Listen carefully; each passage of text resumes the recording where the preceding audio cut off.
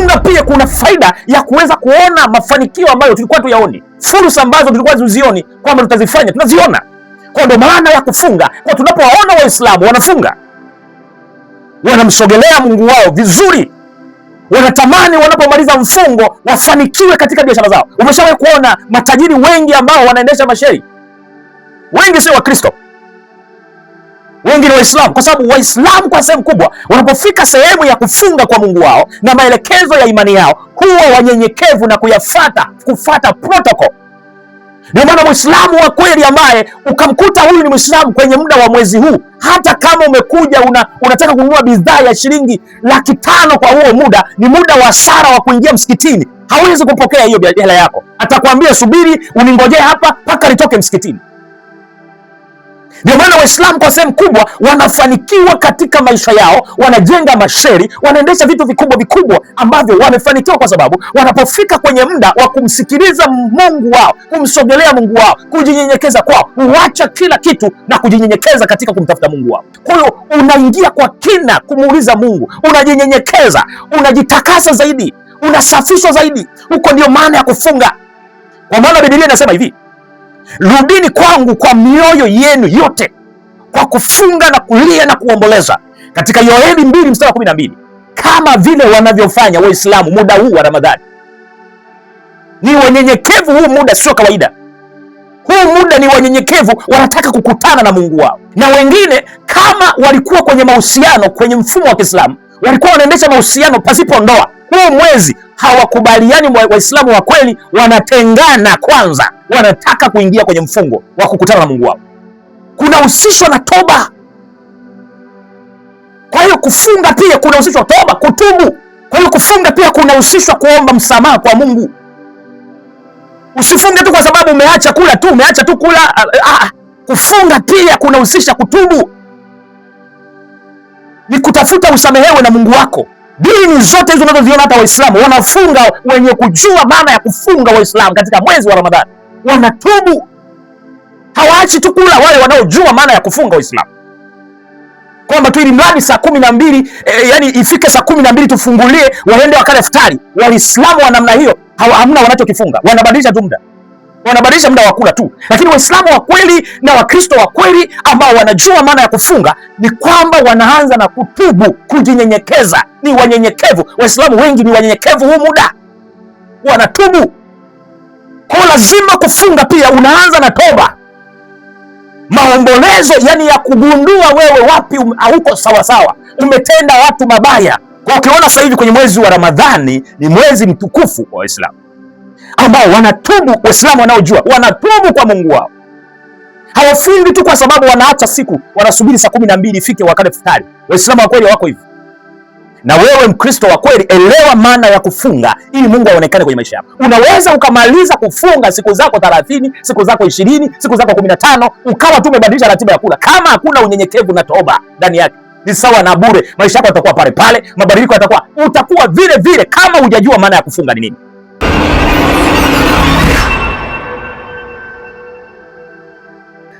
Naam, Bwana Yesu asifiwe sana, wana na binti za Mungu. Kwanza kabisa ni kusalimu. Naam, Bwana Yesu asifiwe sana, wana na binti za Mungu. Kwanza kabisa ni kusalimu katika jina la Yesu Kristo wa Nazareth, mahali pale ambapo upo unaponitazama na kunifuatilia katika bara la Ulaya, bara la Afrika.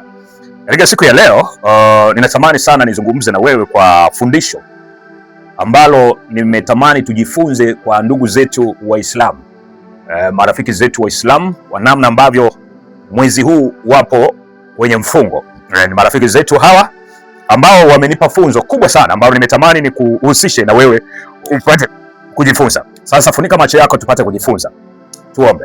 Baba, nakushukuru kwa neema hii ya pekee. Tunapoenda kujifunza, tufungue nafsi na akili zetu tupate kukuelewa katika jina la Yesu Kristo wa Nazareth. Amen. Katika kitabu cha Mathayo 6:17 Biblia inasema hivi: lakini wewe ufungapo, jipake mafuta kichwani na kunawa uso, ili usionekane na watu kuwa unafunga, bali na Baba yako aliye sirini. Na Baba yako aonaye sirini atakujazia. Ninarudia tena, katika maandiko matakatifu Yesu anazungumza habari ya kufunga. Yesu anazungumza habari ya kufunga, anazungumza hivi: lakini wewe ufungapo, jipake mafuta kichwani na kunawa uso, ili usionekane na watu kuwa unafunga, bali na Baba yako aliye sirini, na Baba yako aunaye sirini atakujaza. Maana na tafsiri ya kufunga ni mazungumzo kati ya roho yako na Mungu wako.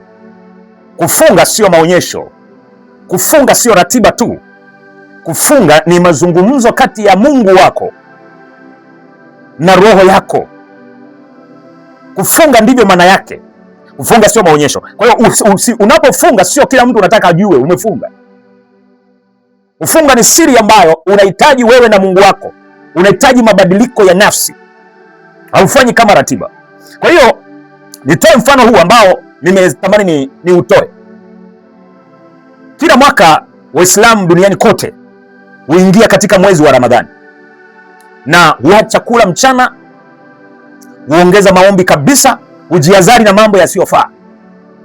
Ulimwenguni kote kila mwaka Waislamu huwa kuna mfungo wa Ramadhani, na ndio mwaka ambao, mwezi ambao tulionao Waislamu wote ulimwenguni, yani namaanisha Waislamu wa kweli wanaojua maana ya Uislamu, utagundua kwamba katika mwezi kama huu wa Ramadhani wanaacha ratiba za kula, wanafunga kila baada ya mwaka, na wanakuwa na maombi, na wanajiepusha na vitu visivyofaa katika maisha yao, wanajiepusha na anasa, maana wanataka kufanya ukaribu na Mungu wao, wanataka kufanya mazungumzo na kumsikiliza Mungu zaidi kwenye nafsi zao. Kwa hiyo tunajifunza kwa Waislamu wamekuwa watiifu kila mwaka wanapoingia katika mwezi wa Ramadhani, na wanapofika katika miezi hii hujitahidi ili wasije wakakosea, wasije wakamkosea mtu wakatenda mambo yasiyofaa. Maana unapoamua kusema kufunga, lazima uwe unajua kwamba nafunga, natengeneza communication mimi na Mungu wangu. Ndio maana uwezi ukaona kwenye baa hawapo, kwenye mambo mabaya mabaya hawapo, wanalinda, kwa sababu ni mwezi ambao wanakutana na Mungu wao, wanazungumza na Mungu wao. Kwa hiyo Waislamu wameonyesha juhudi na mfano ambao tunaotakiwa kuujua watu wote. Sasa lazima tupate kujua. Sasa nataka nizungumze kufunga kwa Mkristo. Kufunga ni kitu gani? Lazima upate kuelewa. Kufunga sio njaa tu. Kufunga ni nini?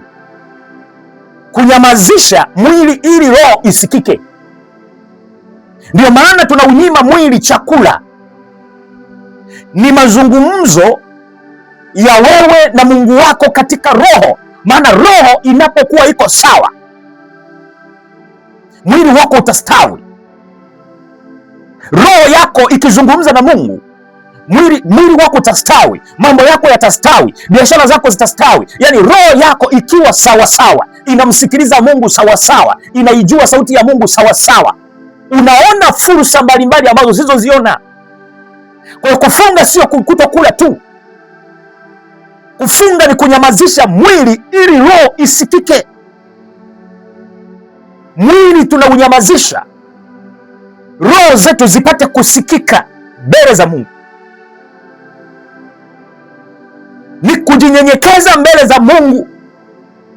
Maana yake kufunga, tunanyenyekeza, tunajinyenyekeza,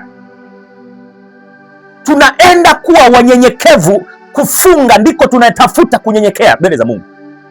Hiyo ndio maana ya kufunga, kutafuta uso wa Mungu kwa dhati, kutafuta uso wa Mungu kwa moyo, kwa kina, kumsogelea Mungu kwa kina, ili atusogelee na sisi, ili atusaidie, ili atubadilishe. Hata kama kulikuwa na mambo hayaendi, yatakwenda. Kufunga ni kutafuta Mungu afungue milango. Kufunga sio ratiba tu kama desturi. Kufunga, tafsiri ya Biblia, tunafunga ili tuwe karibu na Mungu, ili tuone mianga zaidi pale ambapo tulikuwa tunashindwa, tuweze kufanikiwa kuweza. Kwa kufunga pia kuna faida ya kuweza kuona mafanikio ambayo tulikuwa tuyaoni, fursa ambazo tulikuwa tuzioni kwamba tutazifanya, tunaziona. Kwa ndio maana ya kufunga. Kwa tunapowaona Waislamu wanafunga, wanamsogelea Mungu wao vizuri, wanatamani wanapomaliza mfungo wafanikiwe katika biashara zao. Umeshawahi kuona matajiri wengi ambao wanaendesha masheri? Wengi sio Wakristo, wengi ni Waislamu, kwa sababu Waislamu kwa sehemu kubwa wanapofika sehemu ya kufunga kwa Mungu wao na maelekezo ya imani yao huwa wanyenyekevu na kufuata protocol. Ndio maana Muislamu wa kweli ambaye ukamkuta huyu ni Muislamu kwenye muda wa mwezi huu, hata kama umekuja unataka kununua bidhaa ya shilingi 500,000 kwa huo muda, ni muda wa sara wa kuingia msikitini, hawezi kupokea hiyo hela yako. Atakwambia subiri uningojee hapa mpaka nitoke msikitini. Ndio maana Waislamu kwa sehemu kubwa wanafanikiwa katika maisha yao, wanajenga masheri, wanaendesha vitu vikubwa ambavyo wamefanikiwa kwa sababu wanapofika kwenye muda wa kumsikiliza Mungu wao, kumsogelea Mungu wao, kujinyenyekeza kwao, huacha kila kitu na kujinyenyekeza katika kumtafuta Mungu wao. Kwa hiyo kufunga ni kujinyenyekeza, ni kuutafuta uso wa Bwana na kuanza kuona faida ambazo sisi tulikuwa tuzione kwa muda fulani. Kwa hiyo unaingia kwa kina kumuuliza Mungu, unajinyenyekeza, unajitakasa zaidi, unasafishwa zaidi. Huko ndio maana ya kufunga, kwa maana Biblia inasema hivi, rudini kwangu kwa mioyo yenu yote kwa kufunga na kulia na kuomboleza, katika Yoeli 2:12, ili Mungu aweze kutusamehe, kututakasa, kutuondolea hatia ndani ya mioyo yetu. Tunajisikia mahala tumetenda isivyo sawasawa. Ndio maana anatuita rudini kwangu kwa kufunga, kwa mioyo yenu yote kwa kufunga na kulia na kuomboleza. Kwa tendo la kufunga ni kuomboleza, ni kwenda mbele za Mungu kwa mioyo yetu, na tusimfiche Mungu vitu. Tunajinyenyekeza mbele za Mungu kama vile wanavyofanya Waislamu muda huu wa Ramadhani. Ni wanyenyekevu huu muda, sio kawaida. Huu muda ni wanyenyekevu, wanataka kukutana na Mungu wao. Na wengine kama walikuwa kwenye mahusiano kwenye mfumo wa Kiislamu, walikuwa wanaendesha mahusiano pasipo ndoa, huu mwezi hawakubaliani. Waislamu wa kweli wanatengana kwanza, wanataka kuingia kwenye mfungo wa kukutana na Mungu wao. Hiyo ndio dini ya Kiislamu kwa Waislamu ambao wanataka kufanikiwa, na wengi wamefanikiwa. Hawawezi kuingia kwenye mahusiano ambayo hayaonekani kwamba yamepata kibali kwa kufunga kwa maelekezo ya dini yao. Wanakubali kutengana kama wakufunga ndoa. Kama wanataka waishi pamoja, wanalazimika wafunge ndoa ili wakae sawa sawa, ili Mungu wao wapokee pasipo kufanya uzinzi. Maana yake kufunga ni kujinyenyekeza na kujua unaenda mbele za Mungu wako. Ni unyenyekevu kumtafuta Mungu ili aonekane. Unaondoa vitu vyote, unajitakasa, ndio Mungu anaonekana kwenye maisha yako. Na unapotoka kwenye mfungo unakuwa mtu mwingine. Ulikuwa kwenye maisha ya chini, Mungu anaanza kukuonyesha vitu mbalimbali vya kufanya.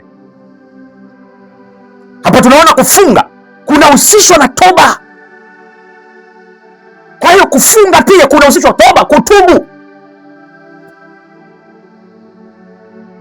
ni kuomba msamaha kwa Mungu.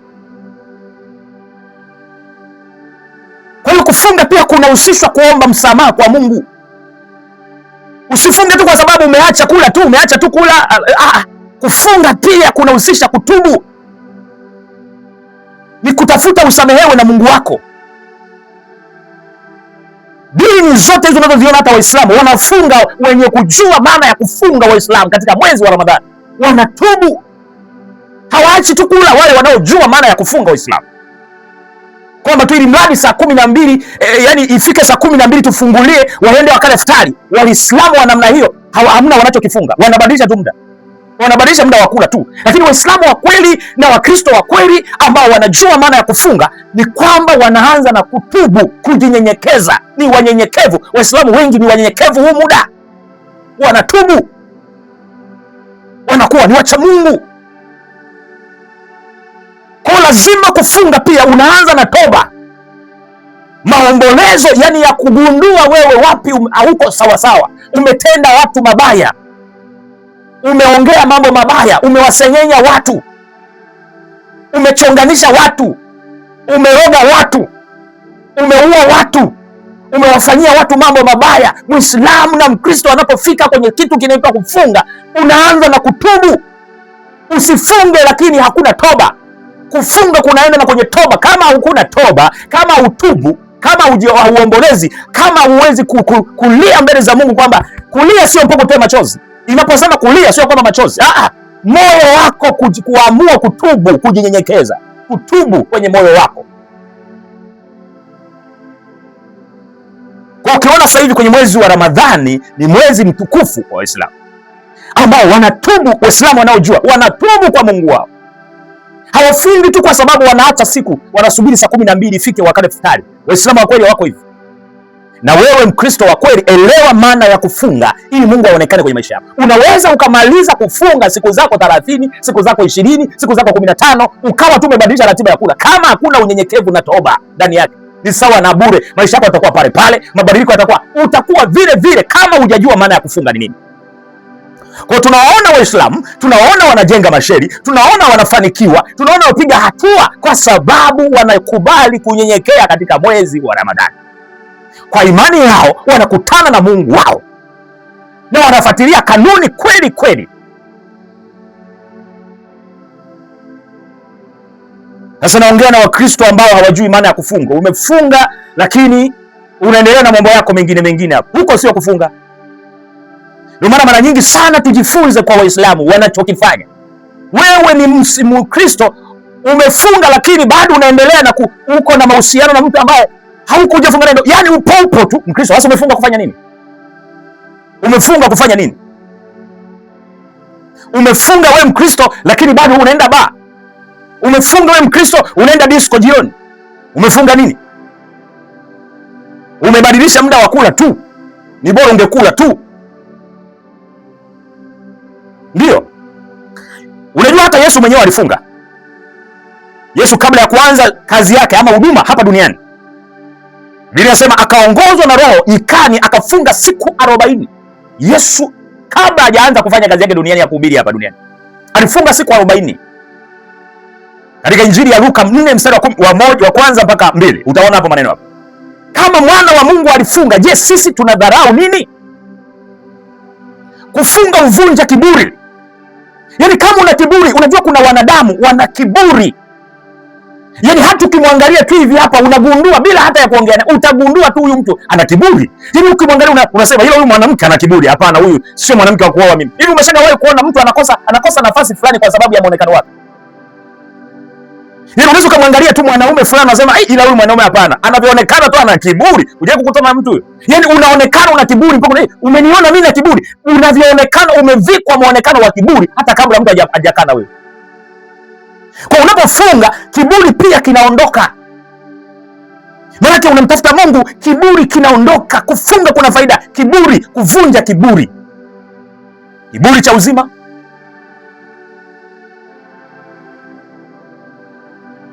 Kuondoa tamaa za mwili. Kufunga pia mwili wako unakuwa unaondolewa. Unajua kufunga kunaondoa tamaa za mwili. Kama mwili wako unawashawasha, kesho uko na mwanaume huyu, kesho uko na mwanamke huyu, kesho uko hivi, mwili wako unaondoa tamaa, unavunja tamaa za mwili. Kufunga kunavunja tamaa za mwili.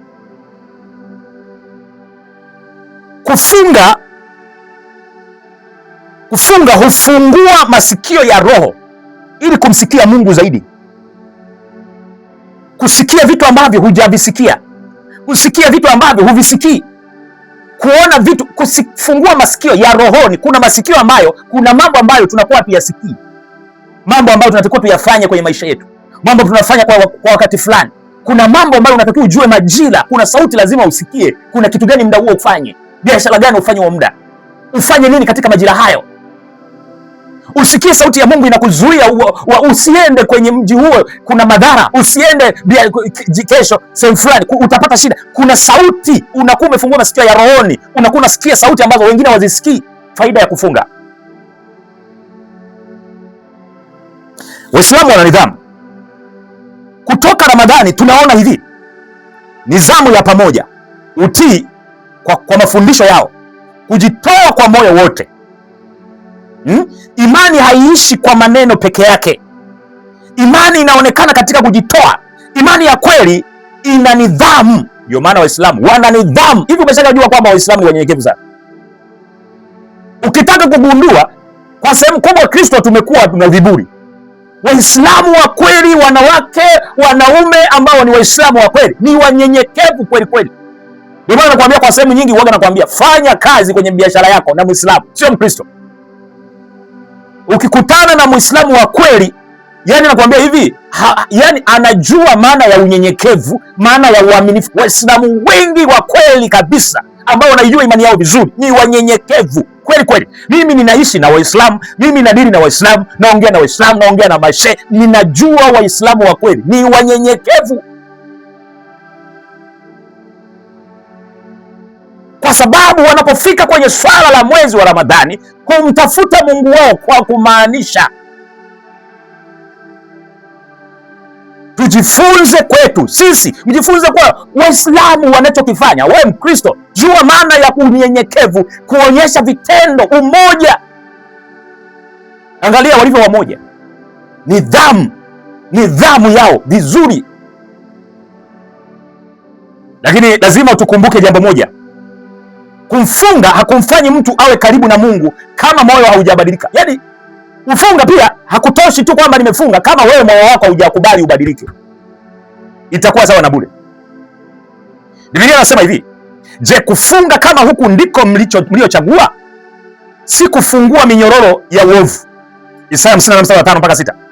Hii ina maana hivi, kufunga bila toba ni ratiba tu.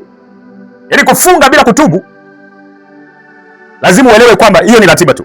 Kufunga bila kubadilika ni njaa tu. Kufunga bila upendo ni dini tupu. Yaani kama utafunga lakini huna upendo, wewe hiyo ni dini yako tupu. Umefuata tu kanuni. Kama huna upendo, hakuna kitu hapo. Huna upendo kwa mke wako, huna upendo kwa mume wako, huna upendo kwa watoto wako, huna upendo kwa majirani, huna upendo. Yaani wewe ni bure, ni zero tu. Wewe unabadilisha majira ya kula. Kufunga yeyote, nafundisha hapa kupitia mfano wa Waislamu. Kufunga kwa Waislamu lazima ujue, lazima kuwe na toba, lazima kuwe na kutubu. Kufunga bila kubadilika ni njaa tu. Kufunga bila upendo ni dini tupu. Lazima mpate kujua, ndugu zangu Waislamu na Wakristo, tunajifunza somo kupitia mwezi huu wa Ramadhani. Kufunga katika ukweli kukoje? Kuvunja kiburi, uleta unyenyekevu, ufungua macho ya roho, uweka maisha yenye mistari. Lakini utajiri au mafanikio ya mtu hayawezi kuwa kipimo cha kwamba Mungu amempendelea zaidi. Mungu huingilia moyo, si dini wala mali. Tunapoenda kumalizia katika somo hili, je, wewe kama Mkristo una nidhamu ya kumtafuta Mungu kwa kufunga? Hasa hilo ndio swali ambalo lazima nikuachie. Wewe kama Mkristo una nidhamu ya kumtafuta Mungu kwa kufunga kama wanavyofanya ndugu zetu Waislamu?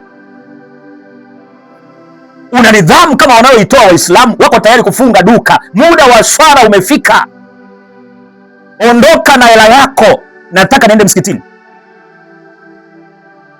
Waislamu wa kweli, hata azana ikilia, ukikuta Muislamu wa kweli kabisa, yule azana inalia, yuko pale anasimama, azana inalia. Mimi nimezaliwa na mzazi wangu, baba yangu ni Muislamu. Nilishawahi kueleza, mimi nimezaliwa familia ya Kiislamu, baba yangu ni Muislamu pure, babu yangu pia ni Muislamu pure. Kwa naelewa hawa watu wanamaanisha katika imani yao. Ukikuta Muislamu wa kweli, hata adhana ikilia pale, popote alipo atasimama. Wanaheshimu, wana nidhamu. Ndio maana katika mafanikio, wanapotoka kwenye mifungo huwa wanyenyekevu, wanafanikiwa sana. Kwa hiyo wewe tafuta kujua maana ya kufunga ili umuone Mungu. Kufunga ndiko kuliko na maana hiyo. Kufunga sio kuacha tu kula. Kufunga ni kujinyenyekeza. Kufunga ni kutafuta toba. Kufunga ni kufanya mabadiliko, ni kumtafuta Mungu, kumsogelea Mungu. Kufungua masikio ya roho ni kufanya mwili uwe na unyenyekevu, kuutiisha mwili. Kwa hiyo nichukue nafasi kusema Mungu awabariki, na kupitia somo hili ndugu zetu Waislamu pia Mungu awabariki kwa matendo ambayo wanatenda sasa hivi ya imani, kutuonyesha kwamba wako kwenye mwezi fulani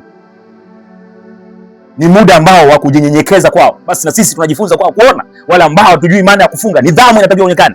Nimekuambia jifunze kwa Waislamu katika mwezi.